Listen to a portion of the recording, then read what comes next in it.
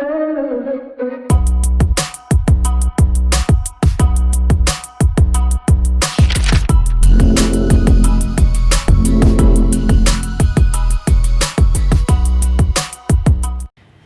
Guys, तो कैसे हैं आप लोग। उम्मीद करता हूँ अच्छे ही होंगे। तो मेरा नाम है सर्वज्ञ और आज मैं आपके लिए क्लास 10th का चैप्टर लेके आया हूँ, रिफ्रैक्शन ऑफ लाइट। ये बहुत ही इंटरेस्टिंग और मज़ेदार चैप्टर है क्योंकि हम इसमें लाइट से रिलेटेड एक्सपेरिमेंट समझेंगे और एक रियल लाइफ एक्सपेरिमेंट करके मैं आपको दिखाने भी वाला हूँ। इसमें हम रिफ्रैक्शन ऑफ लाइट कैसे होता है, क्यों होता है, और ऑप्टिकल मीडियम्स क्या होते हैं, optical rare medium, optical denser medium. Denser और रेयर मीडियम तो पहले पढ़ चुके हैं, इसके साथ ऑप्टिकल वर्ड कैसे ऐड हो गया, ये सारी चीज़ें हम इसमें जानने वाले हैं। तो चलिए अब इस लाइट के सफ़र को शुरू करते हैं। तो चलिए अब रिफ्रैक्शन ऑफ लाइट स्टार्ट करते हैं। अब इसमें रिफ्रैक्शन वर्ड आ रहा, तो इसका मतलब क्या होता है सबसे पहले इसको जान लेते हैं। रिफ्रैक्शन का मतलब होता है बेंडिंग ऑफ लाइट रे। लाइट रे बेंड हो जाती है, मतलब अपने रियल पाथ से वो भटक जाती है, दूसरी तरफ मुड़ जाती है। कैसे होता है, क्यों होता है, इसको जान लेते हैं। इससे पहले एक एग्जांपल आपको बताता हूँ। सपोज गाइज मैं आपको एक भीड़ भाड़ वाली रोड पे साइकिल चलाने के लिए बोल देता हूँ, तो आप क्या स्ट्रेट साइकिल चला पाएंगे?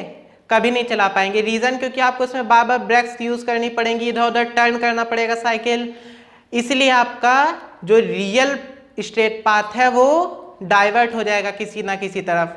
और इसका रीज़न क्या है? रीज़न है वहाँ रोड पर जो भीड़ भाड़ है, इसकी वजह से आप स्ट्रेट साइकिल नहीं चला पा रहे हैं। तो अब यही चीज़ हम लाइट के साथ अप्लाई करते हैं। तो आप इस फिगर की तरफ देखिए, इसमें आपको दिखाई दे रहा होगा कि वाटर है वो जो कि डेंसर मीडियम है और ऊपर की तरफ एयर है वो रेयर मीडियम है। तो उधर से हमने इंसिडेंट रे डाली रेयर मीडियम से, तो वाटर के सरफेस पे आके टकराई, जहाँ पे टकराई वहाँ से हमने एक नॉर्मल रे ड्रॉ की प्लेन के परपेंडिकुलर। ओके, अब उसके बाद आप देखिए लाइट रे जो पानी के अंदर जा रही है वो थोड़ा सा बेंड हो जा रही है, किसकी तरफ? नॉर्मल रे की तरफ थोड़ी सी बेंड हो जा रही है। तो वो कैसा क्यों हो रहा है? क्योंकि देखिए लाइट रे जो है रेयर मीडियम में एकदम फ्री टू मूव है, किसी तरफ आ जा सकती है, कोई उसको प्रॉब्लम नहीं हो रही है, वो स्ट्रेट लाइन में ट्रैवल कर सकती है क्योंकि उसके सामने टकराने के लिए ऑब्स्टिकल्स बहुत रेयर, बहुत कम है। बट डेंसर मीडियम में उसके ऊपर प्रेशर पड़ रहा है, दोनों तरफ से उसको दबा रहे हैं वहाँ के पार्टिकल्स, इसलिए वो नॉर्मल रे की तरफ बेंड हो रही है। देखिए नॉर्मल रे की तरफ वो थोड़ी सी बेंड हो जा रही है। इसमें एंगल्स की बात भी आपको बता देता हूँ। जो नॉर्मल रे और इंसिडेंस रे के बीच एंगल बन रहा है उसे एंगल ऑफ इंसिडेंस कहते हैं, और जो नॉर्मल रे और रिफ्लेक्टेड रे के बीच एंगल बन रहा है उसे यहाँ रिफ्लेक्टेड एंगल कहते हैं। और एक कंडीशन और, जब रेयर मीडियम से लाइट डेंसर मीडियम में जाती है वहाँ पे इंसिडेंस एंगल हमेशा रिफ्लेक्टेड एंगल के कंपैरिजन बड़ा होगा। तो ये जो बेंडिंग ऑफ लाइट का पूरा फिनोमिना होता है इसी को हम रिफ्रैक्शन ऑफ लाइट कहते हैं। मैंने आपको रेयर टू डेंसर का फिनोमिना तो समझा दिया, अब डेंसर टू रेयर का समझ लेते हैं। तो अब इस फिगर को देखिए, इसमें हमने जो लाइट सोर्स है जिससे इंसिडेंट रे निकल रही है उसको हमने कहाँ पे रख दिया है? डेंसर मीडियम में, मतलब हमने उसको वाटर के अंदर डाल दिया है। और फिर वो वाटर के अंदर से इंसिडेंट रे देखिए जा रही है, वो वाटर के प्लेन सरफेस पे टकरा रही है और वहाँ से रिफ्लेक्ट होके रेयर मीडियम में एयर में ट्रांसफ़र हो जा रही है। तो जहाँ पे वो इंसिडेंट रे टकरा रही वहाँ से हम एक नॉर्मल ड्रॉ करेंगे। वो चीज़ मैं पीछे भी रिफ्लेक्शन ऑफ लाइट में बता चुका हूँ, फिर से मैं रिपीट कर रहा हूँ। जो नॉर्मल रे होती है प्लेन के परपेंडिकुलर होती है, मतलब 90 डिग्री होती है। तो जब वो रिफ्लेक्टेड रे देखिए, तो जब रेयर मीडियम में जा रही है तो नॉर्मल रे से दूर भाग रही है, अवे, नॉर्मल रे से दूर भाग रही है, अवे फ्रॉम द नॉर्मल रे। तो देखिए ऐसा क्यों हो रहा है, ये नॉर्मल रे से दूर क्यों भाग रही है हमारी रिफ्लेक्टेड रे? इस केस में रीज़न ये है कि एयर में आते ही जो रिफ्लेक्टेड रे है उसको नॉर्मल पाथ, इजी पाथ मिल गया, वो एकदम फ्री टू मूव हो चुकी है, इसीलिए वो नॉर्मल से दूर भाग रही है उसके ऊपर, क्योंकि रे के ऊपर कोई प्रेशर, कोई ऑब्स्टिकल नहीं हो रहा है, क्योंकि एयर में ऑब्स्टिकल्स लाइट के लिए बहुत कम अवेलेबल होते हैं। और इस केस में हमारा इंसिडेंस एंगल जो है वो छोटा होगा रिफ्रेक्टेड एंगल के कंपैरिजन में। अब चलिए ये जान लेते हैं रिफ्रैक्शन होता क्यों है और इसके पीछे का कारण क्या है। इसके पीछे का कारण आप उस एग्जाम्पल से रिलेट कीजिए कि आप जब साइकिल चला रहे थे एक डेंस रोड पे तो क्या हो रहा था, आपको बार बार ब्रेक मारनी पड़ रही थी, इधर उधर साइकिल मोड़नी पड़ रही थी, मतलब आपकी स्पीड डिफ्लेक्ट कर रही थी, कम हो रही थी, ज़्यादा हो रही थी। यही कंडीशन यहाँ पे भी अप्लाई होती है। जो डेंस प्लेस होती है वहाँ पे लाइट की स्पीड कम हो जाती है और जहाँ जो रेयर प्लेस होती है वहाँ पे लाइट की स्पीड बढ़ जाती है। तो इसीलिए रिफ्रैक्शन का प्रोसेस होता है, क्योंकि जब रेयर टू डेंसर जाते हैं तो रेयर मीडियम में ऑब्स्टिकल्स कम है, डेंसर मीडियम में ज़्यादा है। जब डेंसर टू रेयर जा रहे हैं तो डेंसर में ऑब्स्टिकल्स ज़्यादा हैं और रेयर में कम है, और इसी वजह से लाइट की स्पीड जो है वो इंक्रीज और डिक्रीज होती है, इसीलिए रिफ्रैक्शन प्रोसेस होता है। तो जैसा कि मैंने वीडियो की स्टार्टिंग में आपको बताया था कि एक रियल लाइफ से रिलेटेड एक्सपेरिमेंट आप लोगों को करके दिखाऊंगा, वो मैं करके दिखाऊंगा, लेकिन वो वीडियो के आखिरी में होगा और वो रिफ्रैक्शन ऑफ लाइट से रिलेटेड होगा। उसको आपने क्या पता घर पे भी किया हो पर कभी नोटिस ना किया होगा। तो वीडियो को इसलिए आखिरी तक ज़रूर देखें, जिससे आपको एक्सपेरिमेंट आप उसको घर पे भी करके देख सकते हैं और यहाँ वीडियो पे भी देख सकते हैं। मैं आपको लाइव एक्सपेरिमेंट दिखाने वाला हूँ। तो गाइज मैं आप लोगों को एक बहुत इंटरेस्टिंग केस बताता हूँ। मैंने अभी तक क्या बोला कि इंसिडेंट रे रिफ्रैक्टेड रे में चेंज हो जाती है जब रेयर टू डेंसर जाती है, मतलब लाइट रे बेंड हो जाती है रेयर टू डेंसर जाने में या डेंसर टू रेयर जाने में। अगर मैं बोल दूं कि बेंड नहीं होगी, ऐसा भी केस होता है, तो ऐसा केस होता है और ये एग्जाम में बहुत ही ज़्यादा पूछा जाता है, तो इसलिए इसे ध्यान से सुनिएगा और समझिएगा। अगर लाइट रे हम परपेंडिकुलर टू द प्लेन डाल दें तो वहाँ पे रिफ्रैक्शन बिल्कुल भी नहीं होगा। मतलब नॉर्मल रे के पीछे से ही जिस एंगल पे नॉर्मल रे है, मतलब नॉर्मल रे तो 90 डिग्री पे ही होती है, तो जिस एंगल पे नॉर्मल रे है उसी एंगल से हम इंसिडेंट रे भी डाल दें तो रिफ्रैक्शन नहीं होगा। और एक और तरीके से इसको पूछा जा सकता है, अगर इंसिडेंट रे और नॉर्मल रे के बीच में अगर एंगल 0 डिग्री बन रहा है तो क्या रिफ्रैक्शन होगा? तो बिल्कुल भी नहीं होगा रिफ्रैक्शन, वो स्ट्रेट लाइन में ही ट्रैवल करेगी। तो गाइज अब मैं एग्जाम के पॉइंट ऑफ व्यू से आप लोगों को कुछ पॉइंट्स बताता हूँ जो एग्जाम में पूछे जाते हैं, वाइवा में पूछे जाते हैं। तो उसको आप देखिए, चाहे तो आप उसे कॉपी में नोट कर लीजिए अपनी। जब इंसिडेंट रे रेयर से डेंसर मीडियम में जाती है तो रिफ्रैक्टेड रे किसकी तरफ बेंड होती है?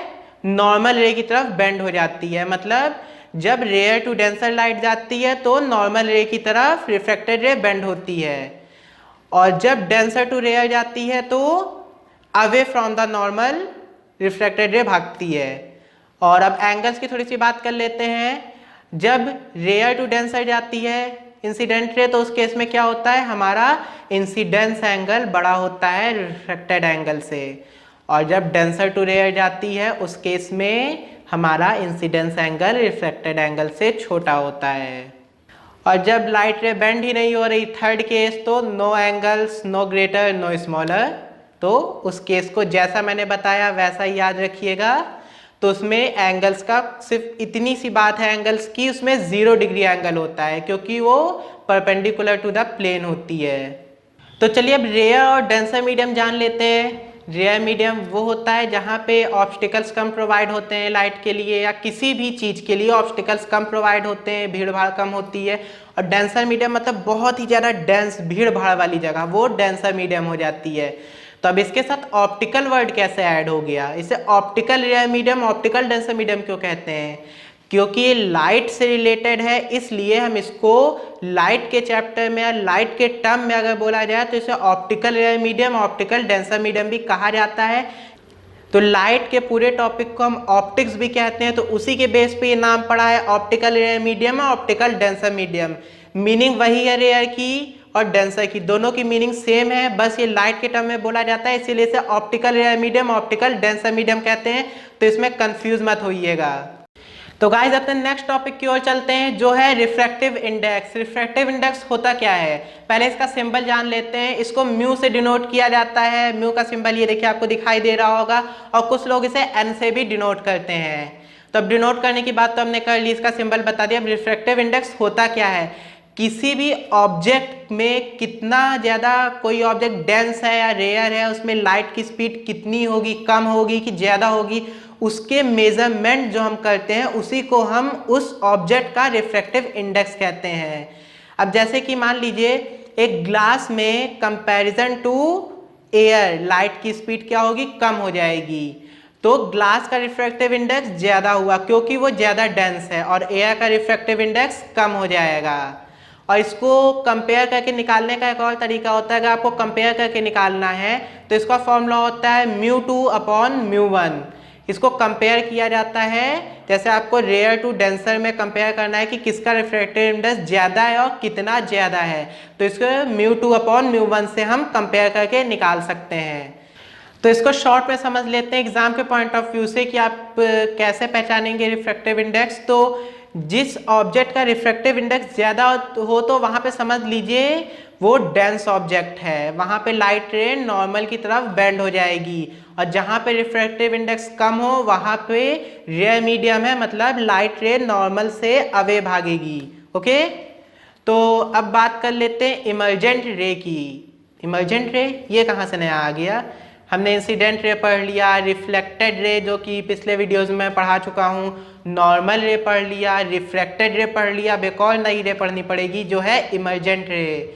इमर्जेंट रे कुछ नहीं होती, जैसे मान लीजिए ग्लास स्लैब आपको दिख रहा होगा यहाँ पे, उसमें इंसिडेंट रे आई, रिफ्रैक्ट हुई, फिर लास्ट में रिफ्रैक्ट होने के बाद वो फिर से डेंसर मीडियम से रेयर मीडियम में चली गई।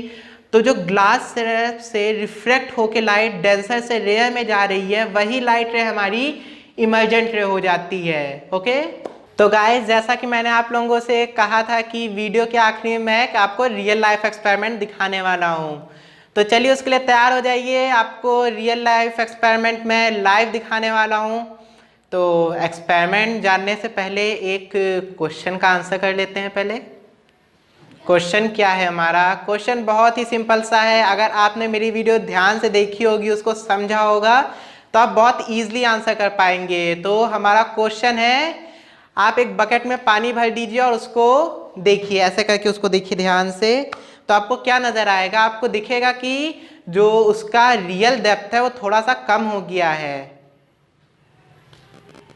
अरे मैं कुछ अजीब नहीं बोल रहा हूँ, वो रियल में नहीं कम हुआ है, वो आपको सिर्फ ऐसा दिखाई दे रहा है। नीचे वाला पार्ट आपको थोड़ा सा ऊपर दिखाई देने लगेगा। तो इसके पीछे का रीज़न क्या है, इसके पीछे का साइंस क्या है? आप लोग ने बहुत बार नहाते समय ऐसे झुक के देखा होगा, नोटिस तो किया होगा बाल्टी में, लेकिन कभी इसके पीछे के साइंस को समझने की कोशिश की है, ऐसा क्यों होता है? और अगर आप लोगों ने इसके पीछे के साइंस को समझा है तो जल्दी से जल्दी कमेंट सेक्शन में जाइए और हमें इसका आंसर बताइए, और इसका सही आंसर हम आप लोगों को नेक्स्ट वीडियो में बता देंगे। और क्या, तो चलिए अब एक्सपेरिमेंट करते हैं।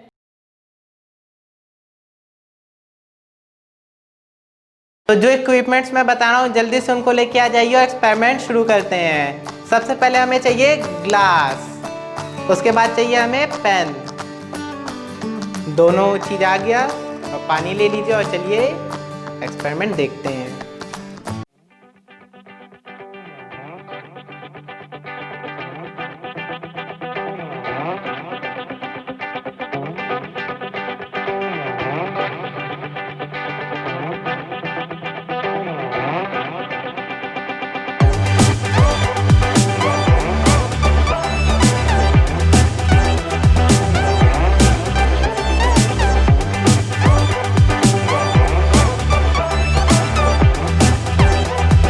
तो जैसा कि आप लोगों ने देख लिया रिफ्रैक्शन किस तरह से हो रहा है, पर मैंने आप लोगों को याद होगा एक केस बताया था जिसमें रिफ्रैक्शन नहीं होता।